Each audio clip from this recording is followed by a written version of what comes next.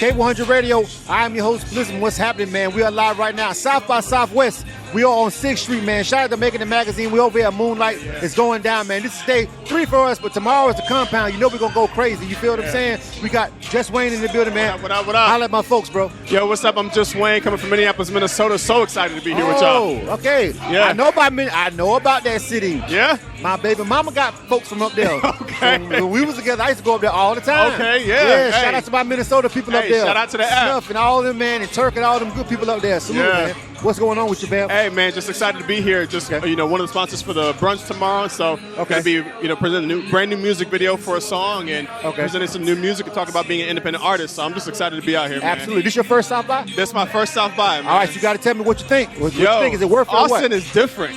Austin has been a different experience. Fucking weird. These people are weird. Yo.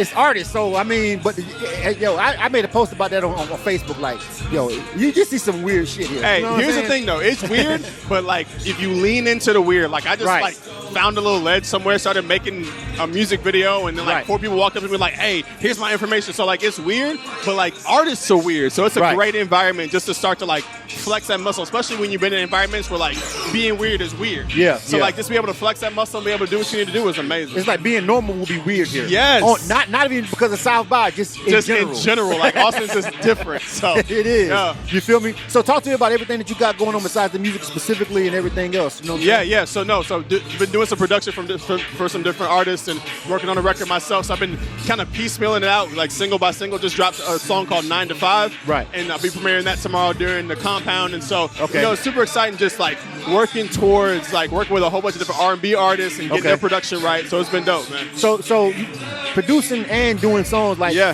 when you which one do you prefer? I'm an artist first, for sure. Okay. And so, like, at the end of the day, in one of my songs I say I'm not just a rapper, I'm a playwright. Right. So, like, there's a part of me that I need to tell a story. Right. And so whether it's, I asked artists, like I sat down with the guy recently, and he was writing a song for his brother who passed away. And I was like, well, what do you want the song to be? It's like a funeral song.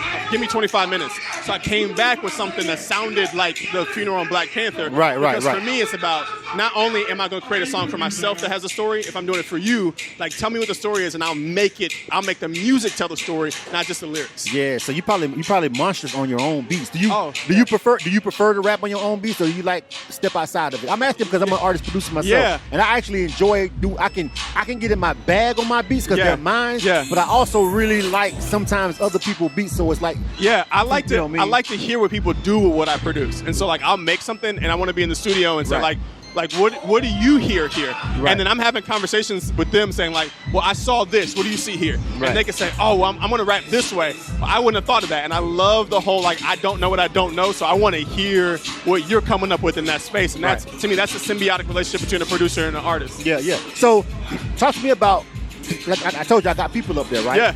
So talk to me about the Minneapolis music industry, the independent grind, and what it's like up there. Is it existing? Is it something? Is it popping? Yeah, like, talk to me about that. It's very segmented, but it's starting to come back together. So I think post-pandemic, like there's been a lot of like kind of like K100 Radio. Like there's been a lot of more just like venues of like being able to connect different artists with each other. Right. Plus some open mics have been popping up, like the Green Room. Shout out to the Green Room and Andrew Bynum. And so like just different events, and it's just artists coming together finally and going, oh, who did you work with? Oh, I work with that person on that track. And so we're starting to find that because we've always, like, there's North Minneapolis and South Minneapolis and the suburbs, and we didn't really rock with each other. Then there's St. Paul. None of us rock with each other. So we're starting to go, hey, we got to stick together if nobody else is, and starting to make those connections has been dope. Right, man. Well, like I said, man, I enjoyed my time up there, man. You feel me? I only went in the winter once. That took me that one time. I never came back after that. But all the other times that I went in the summertime, hey, summer's amazing. Yeah, you know what I'm saying? You know what? I'm gonna tell you what really tripped me out about the city. Yeah. And this is when I first started this is when I was young. I met my son's mom when we was in our 20s. I had never been nowhere.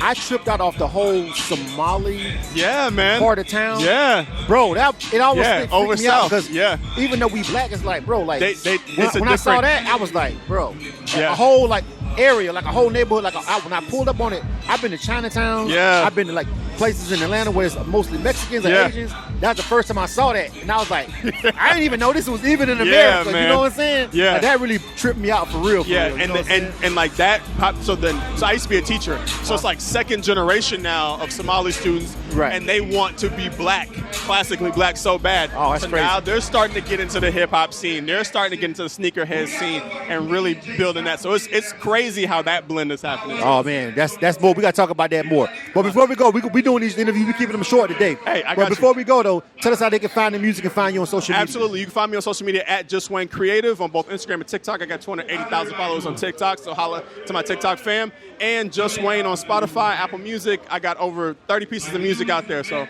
check it out. You know what it is, man. Hit that like, subscribe button. This is K100 Radio. That's Just Wayne. We are Maikin'It Magazine's event, South by Southwest. K100 Radio.